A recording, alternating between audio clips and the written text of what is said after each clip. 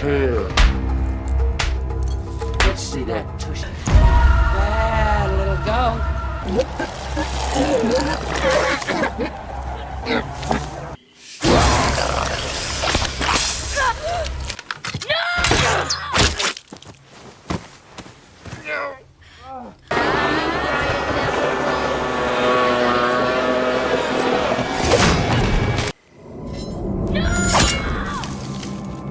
In a thick green jungle, there was a small house where a family lived. This family had a mother and her two children, Sam and Nolan. They had been living in this jungle for a long time because their mother believed that the world outside was no longer safe. She told them that a terrible force, called evil, had destroyed everything. This evil was sneaky and could change its shape. If it touched a person, that person would go mad and hurt others without knowing it. To stay safe, the mother had built their house in a special way. The evil could roam around the jungle, but it couldn't come near their home. Whenever they needed to go outside, a magical rope would appear to keep them safe. This rope was tied to the house, and it protected anyone who held on to it from the evil.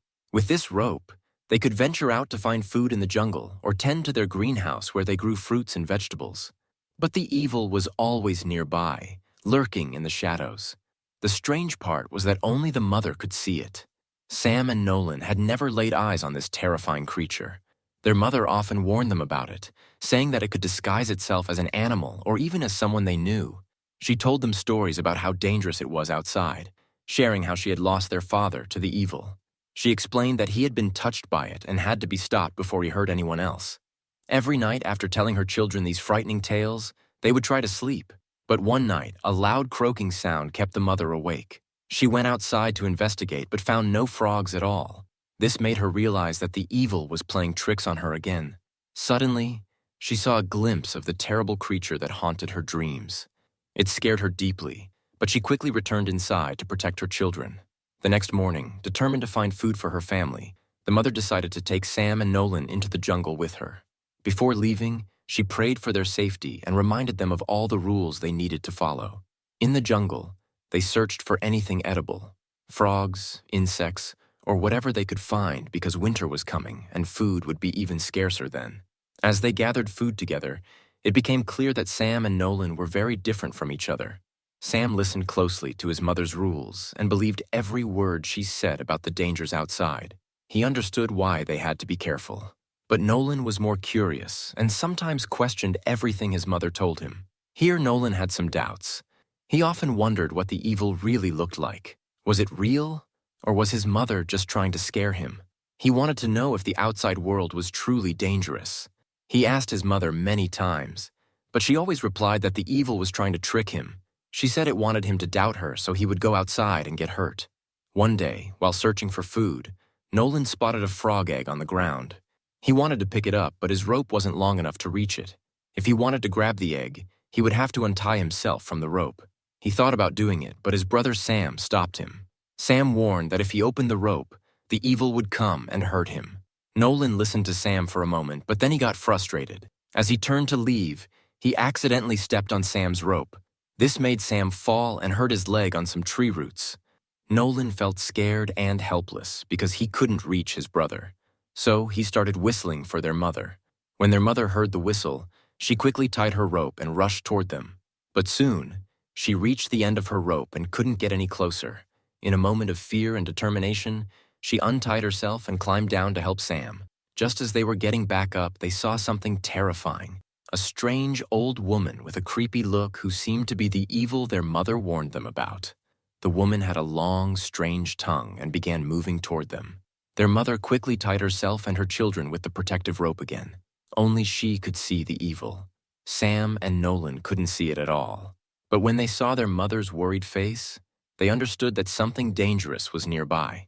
After they made it home safely, their mother was very upset with them for breaking the rules. She wanted to see if they remembered what she had taught them about staying safe. If they didn't follow her rules, it could mean that the evil had gotten into them somehow. Thankfully, when she asked about the rules, both boys remembered them correctly. However, Sam had hurt his leg badly. It might even be broken. Their mother had created a special place in their house, like a basement where she would lock them in sometimes. She did this so they would think about the evil and feel scared of it because fear kept them alive. Whenever their mother sat outside, the evil would try to talk to her and trick her into letting her guard down. Just that day, it came disguised as her husband, but she ignored it. After their scary adventure in the jungle, Nolan's doubts grew stronger. He turned to Sam and asked if he felt anything strange when his rope was untied, or if he saw anything unusual. Sam replied that he couldn't remember anything odd at all. Nolan insisted that he remembered everything clearly and didn't feel scared or see any evil at all. Maybe it's all just our mom's imagination, Nolan suggested. What if the outside world is still out there? But Sam didn't want to believe that. He trusted their mother completely. Meanwhile, Nolan struggled with sleepless nights filled with worries about what was real and what was not. Nolan had a hard time sleeping because he worried about the evil outside. To help him, his mom tied little bells on his feet. This way, if he woke up and tried to walk outside in his sleep, the bells would ring and he would know to stop. His mom often told him stories about how their life used to be different when they lived in the city before everything changed. She explained that when the world ended, she became a different person too. On her neck, she had a snake tattoo. She said she had seen the evil take the shape of a snake many times. The tattoo was a way to protect herself so that the evil wouldn't recognize her. One day, Nolan asked, "Mom, what if other people are still alive? How can our house be so special?" His mother replied, "You should be thankful we are alive. Don't think too much. This house is our only protection." As time went on, food became scarce. Their mother had no choice but to make her children eat tree leaves and branches, even though they didn't taste good. One night, Nolan had a scary dream where the evil was pulling him into a well. When he woke up, he found himself outside the house without his rope. He had walked in his sleep and didn't even realize it. His mother quickly came out and brought him back inside. She started asking him questions to make sure he wasn't influenced by the evil. Then she locked him in a safe place to help him feel fear and keep his heart pure, as she believed this was important. But after this frightening night, Nolan felt more certain than ever that there was no evil out there. If there really was an evil force, it wouldn't have let him live after wandering outside alone. He told Sam they needed to escape and see if the outside world was still there. "Mom has gone crazy," he said. "She won't leave this place, but if we stay here, we will starve." Sam hesitated and asked, "But what about Mom? We can't leave her alone." While they talked, their mother stood outside and listened to their conversation. It hurt her to hear them talk about leaving. The next morning, she showed them old pictures from when they lived in the city and even took a photo of herself with her boys using an old camera. She did this because she feared that one day they might leave her behind. Then she sadly told them that they had run out of food completely and that they would have to kill their dog to survive for a month. Nolan felt terrible at this news because he loved their dog very much. He questioned his mother again about what they should do. She insisted that it was all the evil's fault for making them suffer like this. Even though she didn't want to do it, she prepared her crossbow to kill the dog. Just then, Nolan rushed in with a knife in his hand. "There is no evil here. You have to listen to me," he shouted as he cut the rope that tied his mother up and locked them both in the greenhouse. He wanted to show them that their fear was pointless. But then something strange happened. The evil appeared in front of his mother, disguised as a woman, and started moving toward her. Their mother felt terrified. She didn't want to die or let anything happen to her children because of this evil trickster. In a moment of panic and fear, their mother grabbed a piece of glass and made a terrible choice. In that instant, she hurt herself badly, and just like that, she was gone. Sam had been watching everything unfold. He rushed to the greenhouse where Nolan had locked their mother without her rope. When he saw her lying there, he fell apart and started crying. Nolan felt awful too.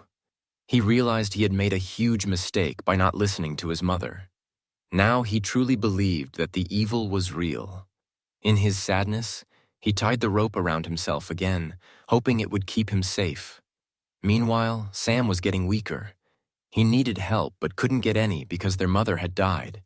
He tried to follow her rules to stay safe, but it was hard without food and with so much sadness weighing him down. One day, while searching for food in the jungle, Nolan wandered onto a road and called out for help, but no one answered. When he turned to go back home, he noticed a man walking behind him. The man said, "I heard you calling for help. Are you okay? I'm a hacker passing by with my son. We heard your voice and came to see if you needed anything." Nolan felt scared. He thought this man might be the evil disguised as a helper. He didn't trust him at all. Just then, sick Sam came out of the house holding their mother's crossbow. Even though he was weak, he was filled with anger and wanted revenge for what had happened to their mom. The man tried to calm Sam down. "Listen," he said gently. "I didn't hurt your mother.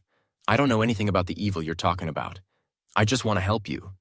Nolan looked at Sam and said, "Brother, I think he's telling the truth. He seems like a real person, not evil. We shouldn't hurt him." But Sam was very upset and still wanted to fight back against anyone who might have caused them harm. As the man turned to leave, Sam felt a rush of anger and fear. He quickly aimed the crossbow and shot an arrow. It struck the man in the back, and he fell, badly hurt. The man stumbled into the jungle, trying to escape, but he was gasping for breath. Nolan chased after him, worried about what had just happened. When Nolan returned home, he found a bag that belonged to the man. He opened it and discovered food, some important items, and pictures. Looking at the pictures made him realize that the man was just a human like them. His stomach growled.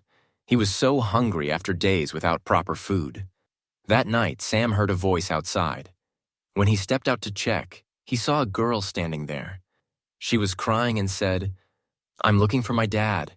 He told me to stay in the car, but it's dark and he hasn't come back." Sam felt a wave of sadness wash over him. He realized that he had taken the life of a real person by mistake. He told the girl the truth. "I thought he was evil, so I killed him." The girl became frightened and ran away. Sam chased after her, but his fear took over. He started seeing shadows and imagined evils all around him. Meanwhile, Nolan was in the jungle searching for his brother. He felt deep down that something was wrong, that evil had taken control of Sam. When he got back home, he found Sam in the same room, but something was different. Sam looked changed and dangerous. It was as if he wanted to hurt Nolan. In a panic, Sam set their house on fire and trapped Nolan inside. As flames filled the room, Nolan hid and faced the truth about what had happened. The fire attracted rescuers who came to save him and pulled both brothers out of the burning house. Once outside, Nolan looked around in shock. The world was not over. It was still there. Everything his mother had told them was a lie. She had kept them hidden away while life continued outside. Later, while exploring the jungle, Nolan found Sam's camera lying on the ground with a picture still inside it. The photo showed Sam with an evil hand on his shoulder as he set the house on fire. This made Nolan understand that the evil had been with them all along, but only affected their family. Their mother had lied to protect them from the world outside because she feared that if they left, the evil would follow them and destroy everything. But now that Sam had let the evil out into the world, there might be no way to stop it from causing harm everywhere. The story ends with a heavy feeling as Nolan realizes that what his mother said might have been true. The evil could destroy everything they knew.